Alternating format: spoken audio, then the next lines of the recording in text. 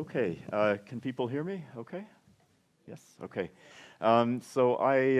First I'd just like to start by thanking Luis and everyone here for the invitation, and I've really enjoyed the chances to talk to people so far today and again this afternoon and a bit of time tomorrow as well. And so I'm a chemist, an atmospheric chemist, but I've taken a lot of the chemistry out of this talk, and I'm going to try to keep it fairly general. I'm also going to try to speak a little bit more slowly so that those of you who can't follow English as well can keep up. And so I'm going to talk about Arctic work that we've been doing. These are largely field measurements, and I'm going to go fairly quickly through some measurements that we've been doing in the springtime. This is a period in which the Arctic has been studied quite extensively before. But then I'm going to spend most of my time talking on the summertime, during which the Arctic really has not been studied from a atmospheric chemistry perspective. But the motivation is that there's sea ice melting going on so extensively in the summertime. And so I'm hoping I'm going to touch on a number of different topics here, a little bit of chemistry, a little bit on clouds, quite a bit on field measurements. I'm not going to go through too many instruments, and if you have questions about that later on, please feel free to ask. And so this work was done under a large research network called NetCare. This is a Canadian research network looking at the interactions between aerosols and clouds and climate. And there are a very large number of people as part of this. And so I'm just going to acknowledge them by putting this slide up and move on quickly from it. But many of them contributed to this network and these measurements. And we've had a number of different activities that are part of this network. Some are related to carbonaceous aerosol. And so my talk is going to focus almost entirely on aerosol particles. So little particles, generally a micron or smaller in size, that are floating in the atmosphere. And I'm going to look at those that have carbon in them, and then also look at some ocean-atmosphere interactions, which is another theme within this NetCare project. I'm not going to talk much about ice cloud formation. Luis is the expert, and so you'll hear from him and on that general topic, but I'm not going to talk too much about that today. And ultimately, the goal here is to improve aerosol climate effect predictions within Canadian models. And so what I'm going to be showing you are results from measurements, but hopefully this information, or this information is being incorporated into models to help to improve climate predictions. And so this slide comes up very frequently. Many of you have seen this many, many times, but this is from the IPCC. And I'm bringing it up again just to remind people how important aerosol effects might be on radiative forcing. And so radiative forcing is the change in energy in our climate system relative to pre-industrial times. And the major uncertainties are associated with aerosols. And so they can be direct uncertainties. So for example, this bar here is saying that there's a direct effect from black carbon, sooty particles that come from diesel engines, for example, on the positive radiative forcing, because the black carbon absorbs radiation and can warm up the atmosphere or redistribute energy within the atmosphere. As well, there are uncertainties called indirect effects, where clouds are affected because aerosol particles are the seeds, the nucleation sites for forming cloud particles. And even if 200 years from now, we've cleaned up our emissions and aerosol emissions have dropped through anthropogenic sources, what we'll be interested then is in what CO2 is doing. But the reason to follow aerosol and focus so much on aerosol now is that in order to understand the CO2 climate sensitivity, we need to understand the role of aerosols now, because the aerosol role is so large. And so if we want to know how much forcing there is from CO2 now, we need to understand what the aerosols are doing now also, to be able to attribute that forcing to CO2. So that's really a general motivation for the talk, but there's also this very specific motivation for going to remote environments. And so I know the Arctic is a long way away from Mexico, but the importance of going to remote environments is that you're studying a pristine environment, one which hasn't been as affected by anthropogenic emissions. And it's an example of being in a realm where the anthropogenic emissions are low, and it's expected that the effects, for example, through the indirect effect of aerosols on clouds will be very high. If you put just a few more particles into the atmosphere, you can have more of an indirect effect than if you're living in a, in a very polluted environment where the effect might be saturated. So that's one of the motivations to go to the Arctic. And the other motivation from a Canadian perspective is that Canada has a large fraction of the Arctic, and so we feel like we have some ownership over that, and we need to understand what's occurring there. So I'm going to go right into the heart of the talk, and ask quickly, why would we want to study the Arctic springtime? And the answer, this slide depends on how good the lighting is in the room, because if the lighting is really dark, you can see this layer of pollution, and so if you can't see it, I just drew it in. And so you can see in the springtime these layers of aerosol. And so this is a dark aerosol, this is black carbon that's been transported in from lower latitudes. And it's been given a name, it's called Arctic haze, and it's been known and studied for quite a few decades, for quite a long time. And this is another way to represent that phenomenon through continuous measurements made at Alert, which is a Canadian military base, 82 degrees north, but they have Environment Canada has been making measurements there for a very long time, and they're measuring sulfate in the aerosol, and they're measuring soot, or black carbon, in the aerosol. And you see this oscillation in the amounts. You see a general decline as emissions have been coming down, both in black carbon and in sulfate. And if you plot the annual profile, you see that the springtime and the winter is much more polluted than the summer. And so that's why people have been going to the Arctic in the springtime, is that it's known that it's polluted there, and it's been given this name called Arctic haze. And there are a couple of reasons why it's more polluted in the winter and the springtime than in the summer. One of which is a meteorological phenomenon, which is that there's a polar front which can act as a mixing barrier or a transport barrier, which is larger or more extensive and extending to lower latitudes in the winter than in the summer.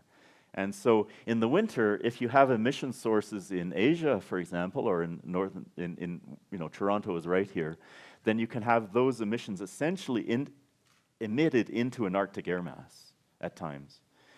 But in the summer, the polar front retracts, and so those pollution sources are not then emitting their sources, and if they have to be transported isentropically to the Arctic, then they have to rise, and they don't have an impact at low altitudes. And so that's one reason that it's more polluted in the springtime. The other reason is that there are clouds. The Arctic is actually quite cloudy in the summer, and these are satellite measurements from the Calypso instrument on a satellite that are showing the frequency of clouds. And you see that in the Arctic in the summer, it's quite cloudy, especially down in the boundary layer. And the reason for this is that there's humidity from the melting ice. There's still cold land, and so you can have high supersaturations. You have a persistent inversion that can trap these, or essentially sustain these clouds at the lowest altitudes. And so, but if you have clouds, you have a precipitation scavenging, and you can clean the atmosphere. And so in the summer, you have liquid water clouds that are very efficient scavengers. In the wintertime, you have a phase transition, you have ice, and the ice is not as prevalent and not nearly as good at scavenging. And so you don't remove particles from the atmosphere so efficiently in the winter. So that's another reason why it's so much more polluted. And it's a relative term. When I say polluted in the Arctic in the winter, it's not like Toronto, it's not like Mexico City, but it's a relative term. So what are we interested in? We're interested in, as far as Netcare was concerned, is the vertical distribution of particles and black carbon, for example, in the Arctic. What is the spatial variation of it?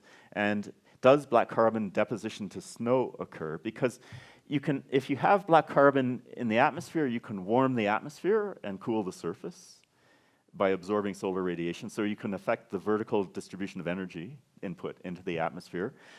But if the black carbon deposits on the snow, then you can enhance the rate of snow or sea ice melting. And so we're interested in that too. I wasn't going to talk about instruments very much, but I just put up a few photographs just to illustrate what we did. In particular, for these measurements were done upon from a German aircraft that was used with within this NetCare campaign. This is run by the Alfred Wegener Institute in Germany. And it's an old DC-3 plane that was built for transporting US troops to Germany in or to Europe in World War II, and paratroopers. But then it was taken off into the oil industry, and then finally it was converted into a polar research aircraft. And so, for example, one instrument that we have is an instrument that measures aerosol composition. This is called an aerosol mass spectrometer. And so this is just a picture of us getting it ready in the chemistry department at the University of Toronto, and then ultimately it was incorporated onto this plane, and as well as a large number of other instruments. So the campaign took place across the Arctic. I'm just going to show you some measurements from these highest latitudes sites called Eureka and Alert. They're both on an island called Ellesmere Island in the far north of Canada. So specifically, and I'm just going to go through a couple of case histories here, very, very quickly, qualitatively, and then I'll head off to the summer. But we can ask, what is the role of transport and deposition in the Arctic springtime? And this is how we are approaching looking at the data. So what's plotted are vertical profiles of different species. And so, for example, focus here on black carbon mass. This is from an instrument on the plane that measured the amount of black carbon within the aerosol particles. And the black line is the average, and the blue lines are the, sorry, not the blue lines, the gray, brown lines are the 25th and 75th percentile of the measurements. And so you see that, for example, in these measurements from Eureka, you see one of these pollution layers. And so what you can do is run essentially a trajectory model, but it's referred to as FlexPart. It's a Lagrangian dispersion model that uses something like ECMWF winds, and then it adds a little bit of diffusion along the back trajectory, and it runs maybe 1 million particles, or not particles, but they're called particles, but essentially little air masses backwards in time to see where the air had come from. And you can see then that for the altitude at which we sampled the data, you can see that there was a large pollution source over in Asia. And in particular, there's a lot of oil and gas industry in northern Russia with a lot of flaring where they burn off excess gases that they don't want to collect, and that creates black carbon, and it's believed that that's one of the major black carbon sources to the Arctic now. And so what's gone on within NetCare is that now we have a model, or there's also a modeling component to this network, and this is using a chemical transport model called GeoSchem. It originated out of Harvard and is now used by a large number of research groups around the world. This work was done by Randall Martin at Dalhousie University in Canada. And what they do is that they run GeoSchem in a backwards mode, it's called the adjoint mode, to try to assess where are the sources of the specific chemicals that are being measured at a certain time. And so the adjoint, it does a really good job of modeling. These are measurements now made at Alert that I showed you earlier, and then these are average vertical profiles from the flight campaigns. And you can then, with the model, attribute where the sources of the black carbon are. And so you can see, for example, Northern Asia and Eastern and Southern Asia are now dominant in the Arctic haze phenomenon. This has changed. When Arctic haze was first identified, it was so Eastern Europe that was the major source of pollution there, but that has now cleaned up its emissions, and now it's more of an Eastern Asia source. Then you can also see that, for example, in the summer there's still some black carbon, but that's coming from biomass burning in North America. And then you can also attribute, specifically where those emissions are coming from. But you can also take the same profile and look down here, and what you see is that a molecule called carbon monoxide, which also arises by combustion processes, comes from incomplete combustion and largely from industry. And it can be viewed as a conservative tracer. It's on this time scale, it's not very reactive. And so down in the boundary layer, nothing happens to it. It's a flat vertical profile. But you see that the black carbon is suppressed. And so that's an indication now of deposition going on, and deposition to the snow layers.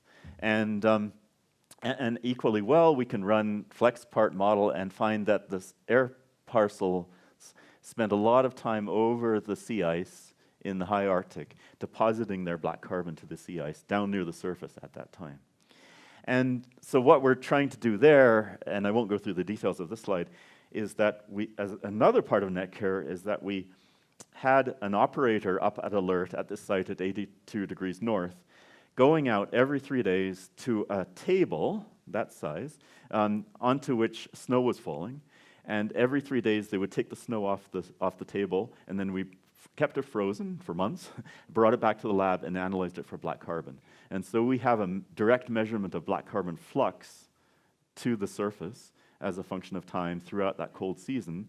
And what we're now doing is connecting what we can infer from the loss of black carbon in these vertical profiles to the amount that we observed deposited onto the snow at that specific time that the flight measurements were going on.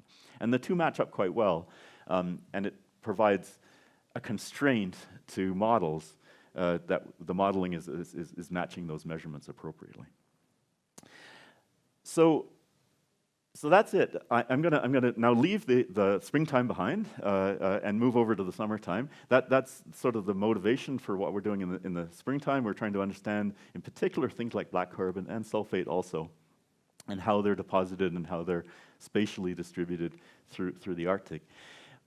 But if you look at the summer, it's really amazing how clean it is. And so we also did a flight campaign there in the summer.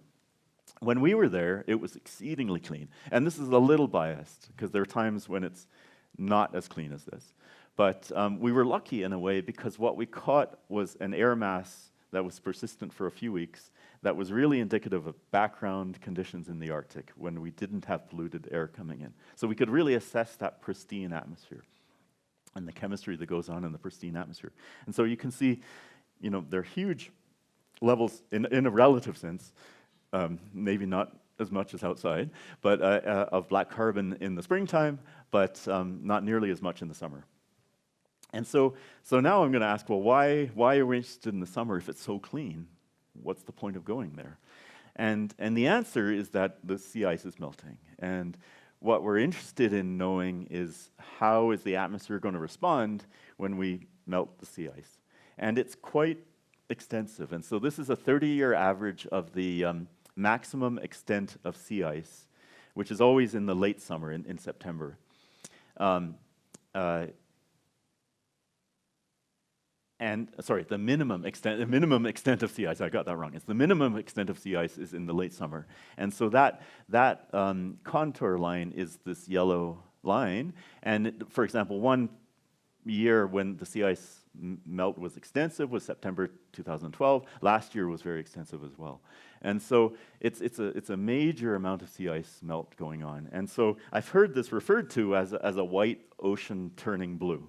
So you're used to in the summer having a white surface, but now you're actually opening up an open ocean, and so you're moving into a marine environment, one where there are going to be ocean-atmosphere interactions, and that's what we've been looking at. And so, what might the impacts be? And the impacts from an aerosol perspective are going to be largely on the indirect effect, because the atmosphere is so clean that there's no effect on the direct effect of aerosols, or from the direct effect of aerosols on climate. But there is an effect on, or potentially an effect on clouds. And so these clouds are thought to be cooling clouds. Generally clouds cool, but they don't have to. And if they're sitting over a white surface, so if the reflectivity or the albedo of the surface is also white, then the clouds don't do anything, and they're generally warm. But if they're over a blue surface, such as the ocean, they tend to be cooling. And so it is thought, on average, that the clouds in the Arctic, these low-altitude clouds, are cooling clouds, but not under all circumstances. And there's some evidence that it's getting cloudier in the summer, but those are satellite data, and they're not highly constrained at this point. But that's what we're really interested in, is if we change the aerosol in the Arctic, are we going to change the cloudiness? And is there going to be some feedback upon climate? And so another way to look at this and is to look at aerosol size distributions, because they're very informative about the processes that are controlling aerosol. And so what's plotted here is, just think of this as the number of particles against their size. And they're measurements from Alert, which is in the high Canadian Arctic, and from Zeppelin, which is in Svalbard. So it's a Norwegian set of islands in northern Europe. And you see large particles present in the springtime. So this is this Arctic haze phenomenon. And they're larger because they've been transported from further away. They've had time to grow through chemistry, and molecules get deposited on them and they grow. But in the summertime, you don't have that accumulation mode of particles because they get rained out through the clouds. But you do form these smaller particles. And the source of these is really unknown, or this has really been the focus of much of what we've been doing, is where are these coming from, and are they going to act as what are called cloud condensation nuclei? Are they going to act as the sites that can nucleate liquid water clouds to form? Are they big enough for that to happen? And so this is my one chemistry slide, and I sort of just took out a lot of the chemistry. But essentially what happens in a marine environment, in an ocean environment, is that you can, if it's very windy, you can get what's called primary sea spray. So the wind kicks up waves, the waves generate air bubbles that get entrained into the ocean. The bubbles come up, they break, and or burst, and then you form particles. So you get that sea spray. You can get also gases coming out of the ocean. And dimethyl sulfide, this molecule here, is a famous one because about 20 years, no, it's almost 30 years ago now, the proposal was put out that there could be a natural feedback, climate feedback, involving dimethyl sulfide coming out of the ocean.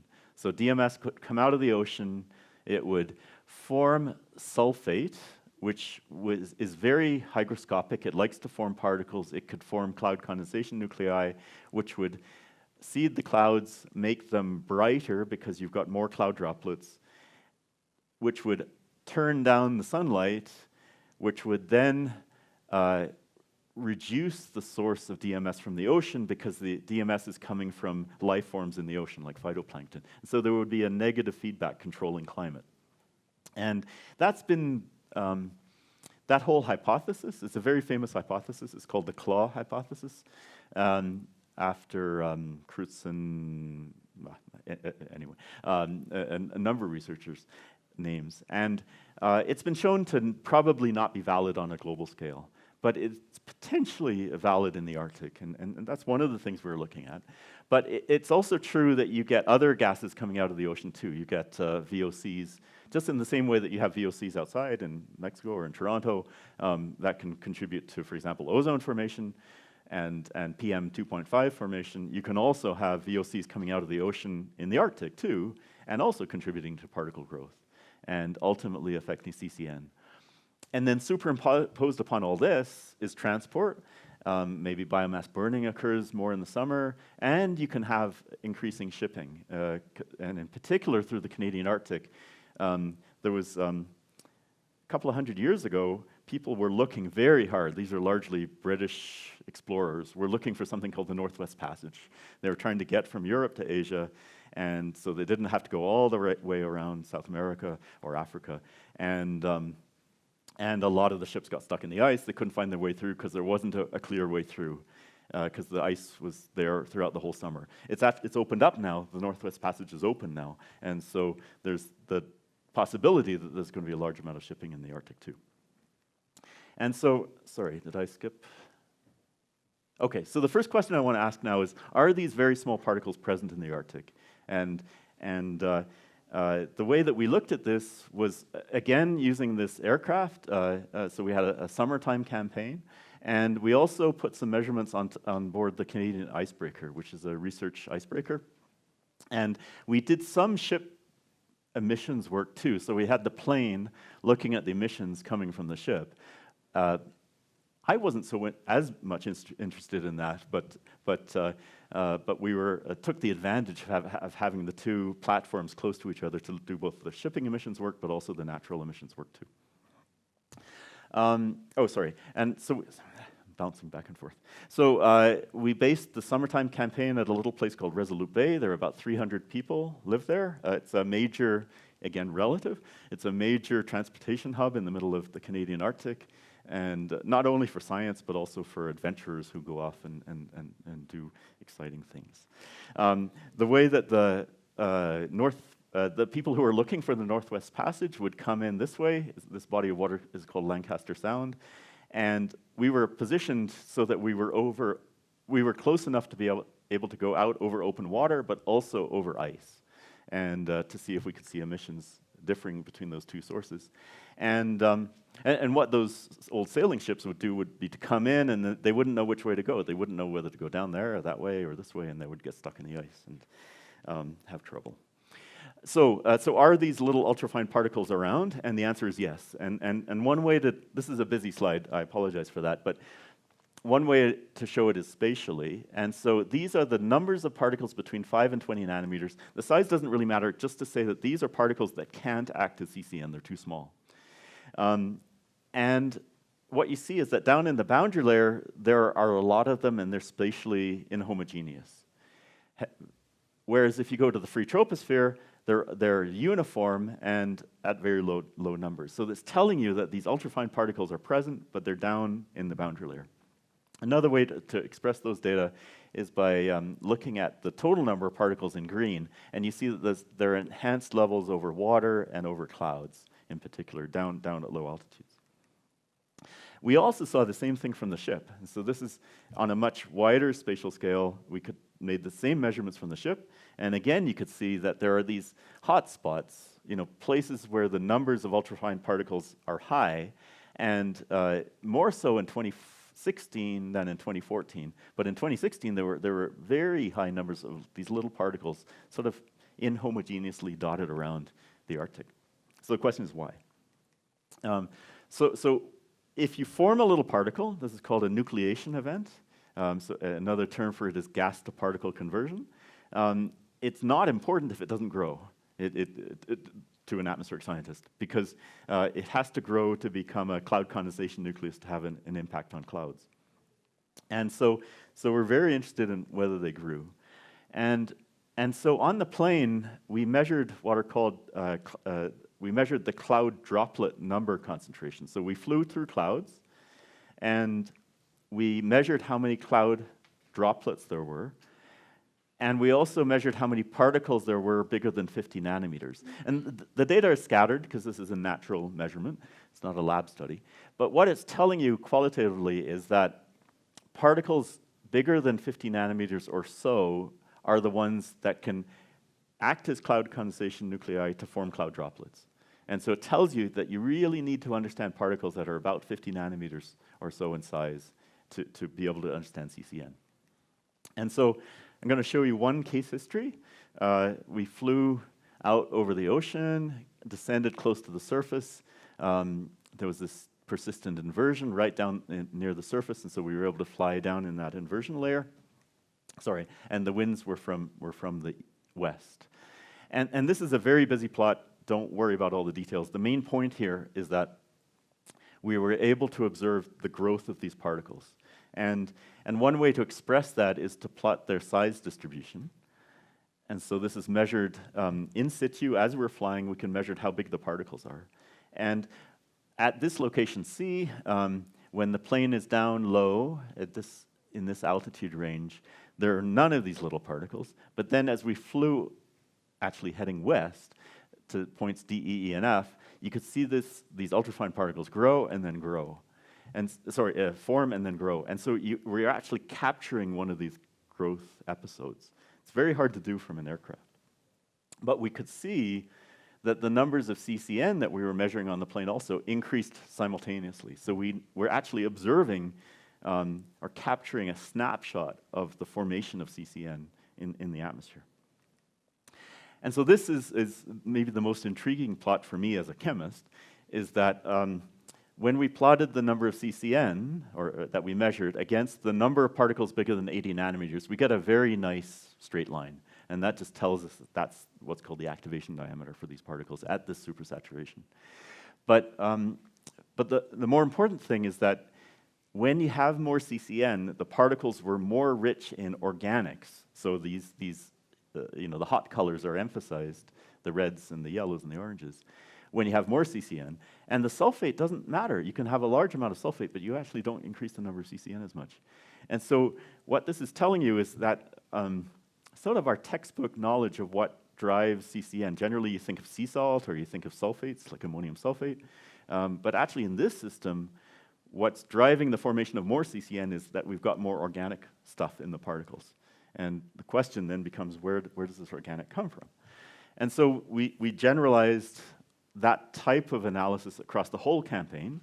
And what's plotted here in these open circles are the numbers of CCN again, against what's called the mass fraction of organic aerosol. So we summed up all the composition of the aerosol, and then the fraction of that which is organic is plotted here. And so again, you see that when the organic mass fraction is high, that's when you get more CCN.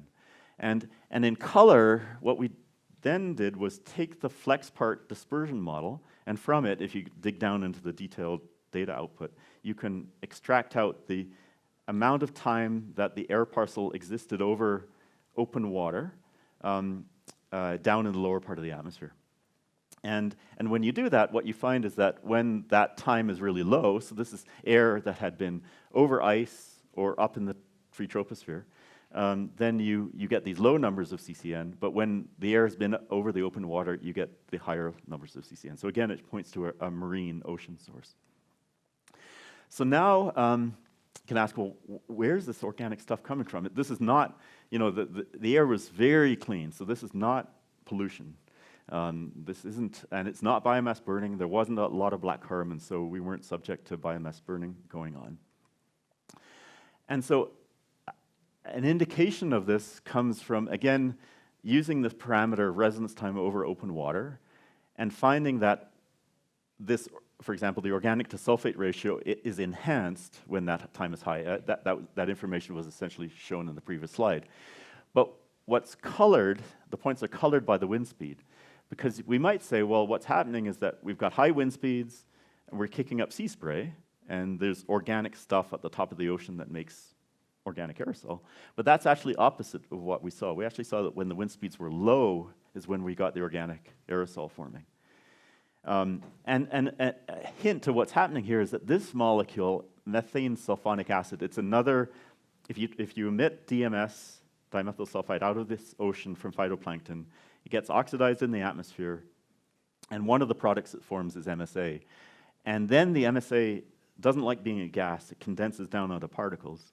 And so what we found is that its abundance was high also when the wind speed was low. And so this is telling us that we're getting what are called secondary processes occurring. We're getting things happening in the atmosphere and then condensation occurring. So I might just skip over. Well, I'll go through this quickly. And so one hint as to what's happening is that we saw what's called an aerosol growth event in the Arctic from the ship. And we saw the growth of small particles, and simultaneously we saw the growth of larger particles. And what we're interested in now is in knowing what's making these particles grow. And because they're growing to be CCN, especially in these measurements, they're growing to be from sub-CCN sizes up to CCN sizes.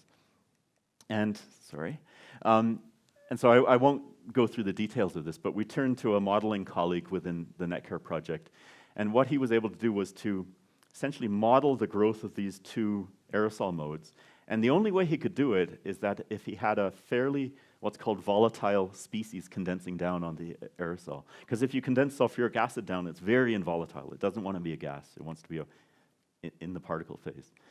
But what he found is that he could only model the measurements, and he could arrive at a good model fit here, if he was condensing something sort of semi-volatile, something that sometimes wants to be in the gas phase, sometimes wants to be in the particle phase. And the only thing that can be is an organic. So it's another bit of indication that it's an organic component.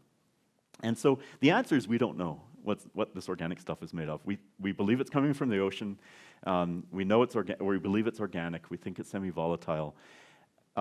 There is no fancy analytical technique that can, at the time resolution that we need, measure only 50 nanometer size particles and tell you with full closure, full detail, what the chemical composition is. What about the PTR-MS? Well, the PTR-MS, we didn't have a PTR-MS, which would measure gas phase molecules. But we had another, it's a very good question. we had an AMS, which measures aerosol composition, but then that gives you the composition of everything from 1 micron and smaller. And so, true, it measures everything, but there's not a lot of mass down at 50 nanometers or 100 nanometers relative to a few hundred nanometers. You can get a size resolved composition, but the aerosol mass here wasn't enough for the size resolved composition to be accurate. And it doesn't give you a lot of chemical information either, the AMS. And so because this is I thought I would just speculate a little bit, because you asked a very good question. There is a PTR, there are techniques that can measure gas phase composition very specifically, and so one is called chemical ionization mass spectrometry. And what we saw when we made these measurements is that there was a very high level of a certain class of compounds that were measured with this mass spectrometer associated with when the ocean, these are measurements from the ship, had a lot of organic content in it, when there was what's called high dissolved organic content. And those compounds, those organic molecules, they're mostly organic acids, correlated very nicely with the dissolved organic content. They had a very nice diurnal pattern, so they were apparently being formed by something involving sunlight. And what we think is happening, sorry, too sensitive, is that there was chemistry occurring right at what's called the sea surface microlayer. These molecules are too soluble to be dissolving out of the ocean, volatilizing from the ocean, but they're likely coming from this organic sort of scum garbage layer that sort of sits on top of the ocean. And there are some laboratory studies that have shown that if you shine light on it or if you oxidize the surface, you can release these oxygenated VOCs, and then potentially they are the ones that are forming the organic aerosol. And so we saw this occurring when the ocean was really still and with an inverse correlation to wind speed. So again, it's indicative of not a primary sea spray process, it's something occurring from when this microlayer is likely more stable, when the wind speed is low. And if you go, you can sort of squint and, depending on your style, you can say there's a correlation with particle volume or not. But it suggests there's a lot to connect gases in the atmosphere and particle volume. But it suggests that when this factor was high, the particle volume was high. So our best guess now is that this organic material is coming from the ocean, maybe from the microlayer, involving some chemistry at the microlayer, largely as organic acids, we think, and condensing down on the particles. But we don't know for sure. So I just want to wrap up with two final quick topics. I'll be done in about 5 minutes or so. One is I just want to talk about the relationship to clouds and fogs. That's ultimately where we're heading. And so these are, again, going back to the cloud physics measurements that were made from the ship, from the plane, I'm sorry. These are the sizes of the droplets as a function of their number concentration. And so you see a general inverse relationship, which is consistent with an indirect effect, and that's what you would expect to see. And so, if you have larger number of particles, you have smaller droplet size. But what I really want to point out is that you get to really large droplet sizes, 30 microns, and the settling velocity of a 30-micron droplet is about 100 meters an hour.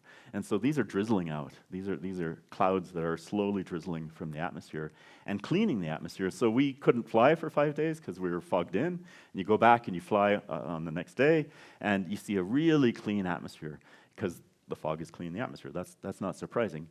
But what it sort of shows is that this is our view of what's happening in the summertime Arctic. you release molecules like DMS and VOCs from a very biologically productive ocean. I didn't have time to talk about that today. And they get emitted into a cool atmosphere with an inversion, and then you form ultrafine particles from them, which occasionally grow to be CCN, largely through organic condensation. And as a result, you get this frequent formation of low clouds, and then you get precipitation and aerosol removal, and it almost becomes a loop, and it's almost like a claw cycle, like a feedback loop in sustaining this process occurring. But of course, it depends on where the air is coming from. This is the overall FlexPart emission sensitivity map for when we were there, so it was largely Arctic air, but sometimes you do get air coming in from the south, and so that's not the whole story. You also have transport from lower latitudes, and you may, with storms, have injection of primary aerosol also. So in the last 2 or 3 slides, I just want to make just extend what I've been talking about and really point out how important the role of biology is going to be in the summertime. And you tend to not think of that when you think of the Arctic, and you think of it as being a system dominated more by transport and deposition, as I talked about for the springtime. But people have known that there's a lot of DMS emission, or high DMS emission from phytoplankton. But another thing that we saw, this was a very fun story. This was not from my group. This is from 2 other groups who worked on this. Jennifer Murphy, in particular, who's in the chemistry department at U of T, had the hypothesis that when we started, was that the molecule of ammonia in the atmosphere in the Arctic would come from seabird colonies, because there shouldn't be agricultural sources, for example. And so seabird colonies have a large amount of guano, their feces that break down and put ammonia into the atmosphere. And sure enough, they have a paper now in Nature Communications on this topic where they saw a lot of ammonia, and when they put it into a model that didn't have these seabird emissions, they couldn't predict, the model couldn't predict the observations at all. But now there are emission factors for ammonia from seabird colonies, and so that was put into GeoSchem model, and you could predict the observations really nicely. And you could take it further and then start to show that you could, with the ammonia, match the aerosol neutralization, how it neutralized other particles, like whether you have sulfuric acid or ammonium sulfate at alert. And you could also predict the levels of ultrafine particles at alert quite well by putting ammonia and with a state-of-the-art nucleation scheme into the model as well. And you can take that even further and go forward to a cloud indirect effect. And so this is just another example of how biology could be important. This organic microlayer that sits on the top of the ocean is ultimately driven by biology. This ammonia is driven by biology. DMS is driven by biology. And then also the INPs, the ice nucleating particles, are likely also driven by biology too. And so this is a slide from Luis's paper, where as part of NetCare, he showed that from the ocean, you can have bubble bursting, or there are ice nucleating particles present in the microlayer that, upon release to the atmosphere, could be efficient ice nuclei. This was done not in the Arctic, though, but further measurements within NetCare done by Alan Bertram's group have shown that there are these ice nucleating particles, and I won't explain the details on these plots, present in both the microlayer, but also in the subsurface waters too. And these are, we believe, biological because you can heat them up and probably denature proteins and things like that, and you lose that efficiency. They're very small little entities sitting in the water. So with that, I'm going to stop. I tried to give you an overview through the springtime, through the summertime. I tried to give a bit of motivation for studying the springtime is to really understand these pollution sources that can ultimately not only transport toxic pollutants to the Arctic where they accumulate, but also deposit climatically active species like black carbon. Summertime, I think the reasons for going are largely to understand clouds and climate and their interactions. And then I wanted to just give you a taste of some of these questions that we've been looking at, but where I think this field is heading mostly, especially with respect to the summertime impacts, are these biological ocean-atmosphere interactions. With that, I'll stop.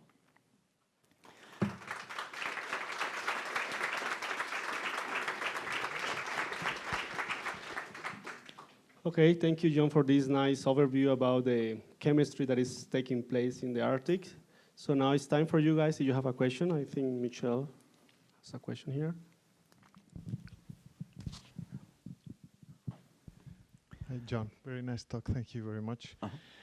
When you talked about black carbon being deposited, and you showed some evidence in some field campaigns about this from the profiles, measurements from the airplane. Yeah. This was backed up also by models showing that black carbon was being deposited there. The question is, how much is the black carbon, deposited black carbon contributing to the melting with respect to increasing sea surface temperatures and that? You know, it was there is an IPCC style of plot that has it broken down, and I didn't bring it because there's a nice black carbon paper, review paper put out by Bond et al. That sort of breaks it down into those different chunks. And it's, when it was first proposed, it was proposed to be a much stronger radiative forcing factor than it's thought to be now. And so, you know, what is that number now? You know, it's relatively small, a tenth, a couple of tenths watts per square meter, I believe. Okay. But don't hold me to that number. What's interesting, actually, is that I saw a talk recently from someone who's much more an expert on that topic than me. His name is Anders Ståhl from Norway. And he's been looking at black carbon deposition and transport to the Arctic for decades. And he gave a talk saying, well, actually, black carbon is not nearly as important as dust. And we tend to not think about dust because we don't think of it as being anthropogenic. But with you know, retreating ice and with potentially land use change, you can transport more dust to the Arctic. And he has some evidence from Iceland where from satellite images, he's seeing darkening of the not from Icelandic volcanoes, but from dust, terrestrial dust, darkening the ice. And so he's claiming that that's actually potentially a more important snow and ice melting source than black carbon. Right. It's a good question. And Yeah. just out of curiosity, Yeah. I mean, you mentioned that you were collecting snow samples Yeah. on the table. Yeah. Why did you have to keep it frozen to do the chemical analysis? Well, we didn't, for black carbon, you don't necessarily have to, but we were doing many other species. And so we were doing, in particular, if you just take a water sample, like a rain sample, and just leave it on your lab bench overnight, it comes alive, like biology just takes off. And so we were doing things like formate and acetate also, so we wanted those measurements to be good. Yeah. ¿Alguna otra pregunta? Is there any question? Ralph? Yeah, very nice talk. Thank you very much. Just as I'm not so in the field, you have shown that there have been an online measurement or a continuous measurement of the CCNs. From the plane? Yes. Yes. How you are measuring CCNs? That's measured now with a commercial instrument from DMT, droplet measurements techniques. That it's a flow chamber. It's a growth chamber that I mean, I could go through the details of it, but it gives you, because it's a continuous flow chamber, it's essentially instantaneous measurements. And so you're using an optical particle counter to count within that growth chamber the aerosol particles that have grown to be droplet size, a few microns in size. Okay, but this is the growing, but isn't it so that you need this ice nuclei as well? So the CCN The first step, you know, so somehow, isn't it that you have ice formation and then you condensation on the ice? No, for this, the CCN measurement is just the formation of liquid water droplets. Okay. And in the summertime, it's not that cold. It's you know, 0 degrees. And so the clouds are mostly liquid water clouds. There aren't too many mixed phase clouds, except maybe potentially higher up in the atmosphere. And so, I mean, you're exactly right. I mean, if you're interested in the measurement of ice nucleating particles on that time resolution, you can fly what's called a continuous flow diffusion chamber, which operates under the same principle where you produce a supersaturation away from the walls of your flow reactor, flow chamber. But you do that at lower temperatures where you would enhance ice nucleation over, you know, initially. Yeah. Yep. Thank you. ¿Alguna otra pregunta? Omar? Nice talk. Thank you very much. So, do you have any idea about the chemical exposition of the VOC emitted in the surface layer? That's a very good question. So I didn't go through the details of this. We were using this instrument called a chemical ionization mass spectrometer, where you ionize your gases at atmospheric pressure and then take them into a mass spectrometer. And the way you do the ionization is by reacting the gases with another ion that you form, your reagent ion. And so you pick your reagent ion, and what we were using was one that only detects organic acids. And so that factor that I was talking about, the ocean factor, I didn't really describe it in a lot of detail, was largely made up of organic acids. And so formic acid was there. That's too volatile to go into particles. But also we were seeing straight chain fatty acids within that sequence, and keto acids as well. Okay. Yeah. Do you think that the organic acids are emitted or formed? That's a good question. I'll just go back to that little cartoon. There we go. There is work that's been done in France where they can take some components of sea surface microlayer, shine light on the surface, and they'll see oxygenated acids coming out of the surface. So there's some photochemistry that can occur right on the surface. We've done some work ourselves, this paper, where we took real microlayer, and exposed it to ozone, and then we saw oxygenated VOCs coming out. And they are also probably going to be subject to gas phase oxidation once they go into the atmosphere. It is possible that you actually, because these organic acids, you don't expect them to volatilize from pure ocean water because they're too soluble. But the organic layer is it's organic, and so you can have, one hypothesis is that you can just have these organic molecules just evaporating. But no one's really sort of explained that. Maybe you don't need the chemistry to liberate them from the surface. Yeah. But just to follow up, don't want to go into too much detail, but we did also measure things like isoprene. Isoprene is commonly emitted from trees, and the levels are extremely low. You know, if you're in a forest, you might have a part per billion of isoprene. Here we had a part per trillion. And this was also measured with a chemical ionization mass spectrometer, different type. Yep. Thank you.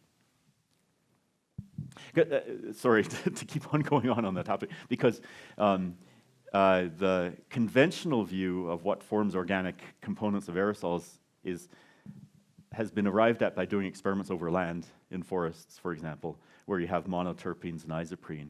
And what we think is that type of chemistry is different over the ocean. You've got a different source. Yep. ¿Alguna otra pregunta? I do have a question. So you nicely show us this effect of secondary organic aerosols that they form in the Arctic, right? Yeah. But this only happens on the very specific conditions, right? So do you think that the most important particles are primary or secondary during the summer Arctic? That's a very good question. There's a modeling paper from Leeds where they modeled this. They said, okay, let's this is about 5 years old by Joe Browse, where they melted all the sea ice in their model, and they said, okay, what's going to happen? And the people who like the claw hypothesis would say, oh, well, we're going to emit a lot more DMS, and we're going to get a lot more effects on clouds, and we'll get we'll cool the atmosphere. And then, but within the same model, because they've got open ocean, they started to form more primary organic aerosol too. And so in a climate sense, it ended up being sort of null effect. They sort of offset each other because the primary aerosol would scavenge the nucleating vapors from the DMS, and you wouldn't get new particle formation occurring. So in that realm, you could have primary organics and potentially also secondary organics. Our measurements seem to suggest we don't see a whole lot of that primary source, but we're very, we're only looking at a part of the Arctic, so we're in sort of, and it's not even open ocean; it's more coastal, and so what's going to happen in these other regions is another question. Maybe you can have more of a fetch, you can build up higher winds in those regions, get more primary organic aerosol forming. Yeah. Okay, and I have a second one. So you said that the biology there is very important. Yeah. And with this climate change, that the ice is melting. Yeah. So you think the effect of the biology is going to be enhanced? I think I mean, I'm I'm not an expert, so you're asking the wrong person. I But mean, is this more likely to have these phytoplankton blooms under those conditions? well, certainly just the fact that you have more open ocean, I think, will drive that to be the case. And but in terms of like if just comparing the same bit of open water, whether or not the biology is going to change or not, I'm maybe not the right person to answer there. But just the fact that you're melting sea ice, to me, it seems intuitive that we're going to get, you know, more of the biology occurring. Yeah, it's a good question, though. Okay. Yeah. ¿Alguna otra pregunta? No. Entonces, is there a last one here? Yeah. I would like to go back to this layer of organic material. Yep. So is something known about the composition of the layer? Because if you Yep. compare the layer in different regions of the world, I think I would expect that you have a totally different Yeah. composition. Let's say in Mexico Ocean, Yep. yeah, so around Mexico, compared to the Arctic. I think there's a lot not known about it. I mean, people have, certainly you can go and measure the chemical composition and you'll see long-chain fatty acids that are the breakdown products of cell membranes and things like that. But you also see monopolysaccharides, you know, you see a whole soup of things. You see the excretion products of organisms there as well. I think one of the big issues with it is how do you characterize it? How do you measure it? Because the way Luis measured it is sort of the traditional way is to put in if you're doing it in a non-automated manner, is to put in a glass plate and pull it out. You let it drain for a certain while, and you swipe off whatever's on the glass. And but you know, you're not capturing just the top, you know, tens of nanometers or micron or two that way. You're also capturing a lot of water. So how you actually not only just measure the composition, but also measure the relative composition compared to the bulk water is not easy to do. It's a good question, though. I mean, I think in biologically productive waters it's higher, and in the middle of the ocean it's much lower. But I think the droplet formation will not only take it will take a droplet and then a layer, and you will Yep. have the concentration on that. So I think it Yep. might be a good approximation to just take this, let's say, what you can get on the glass plate. Okay, but it's still, a take-home message is it's very much unknown. But people are learning about it, because when you have bubble bursting over the ocean, so a bubble comes up from being submersed, the microlayer forms a film as the bubble comes up out of the ocean, and that film breaks and you form little particles. But then also in the center of that droplet, the fluid dynamical forces drive what's called a jet droplet out the center. And so people have now shown that it is in that film particle, or the particles that form from the breaking film are more organic rich than from the jet that comes out the center. So there's even that component that's complex too. Okay. Yeah. Thank you. Just a little comment on that. So the work done by Kim Prater. Right, that's what I was she's referring doing to. a really great job, because Yeah. what she's doing is she has a setup that she can nicely reproduce the waves, the breaking waves. So she takes natural water, she takes it into the lab, she reproduces the waves production. She also reproduces the biology that is taken in the ocean, and then she measures the particles that are emitted there. So you can see the papers from Kim Prater. She has a very nice, a very detailed chemical composition from the particles coming out from the ocean, from those things, Yep. right? Yeah, exactly. Yeah. Okay, I think that's it. So thank Okay, you very much, well, John. thank you very much. Thanks you. for the invitation.